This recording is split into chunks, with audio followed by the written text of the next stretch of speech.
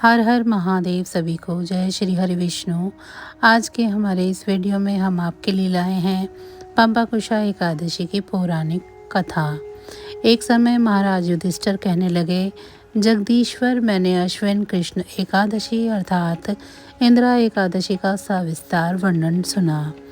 अब आप कृपा करके मुझे अश्विन मास के शुक्ल पक्ष की एकादशी के विषय में बतलाइए। इस एकादशी का क्या नाम है तथा इसके व्रत का क्या विधान है? इसका व्रत करने से किस फल की प्राप्ति होती है?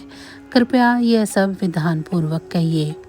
भगवान श्री कृष्ण कहते हैं कि हे कुंती नंदन, अश्विन मास के शुक्ल पक्ष की एकादशी का नाम पंबाकुशा एकादशी है।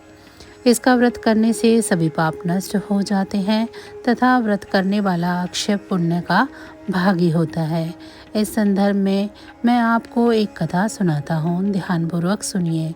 प्राचीन समय में विंध्य पर्वत पर क्रोधन नाम का एक पहेलिया रहता था। वह बहुत क्रूर था। उसका सारा जीवन हिंसा, लूटपाट, मद्यपान और गलत संगति जैसे पाप कर्मों में बीतता था। जब उसका अंतिम समय आया तब यमराज के दूत बहेलिये को लेने के लिए आए और यमदूतों ने बहेलिये से कहा कि कल तुम्हारे जीवन का अंतिम दिन है और हम तुम्हें कल लेने आएंगे।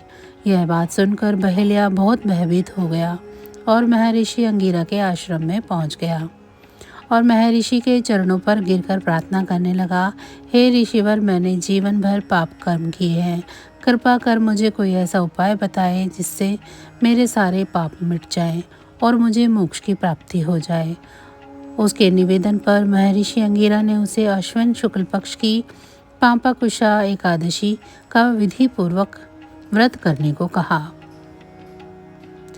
महर्षि के कहे अनुसार उस बहेलिये ने इस व्रत को किया और स्वयं द्वारा किए गए सभी पापों से छुटकारा पा लिया और इस व्रत के पूजन के बल से भगवान की कृपा से वह विष्णु लोक को गया।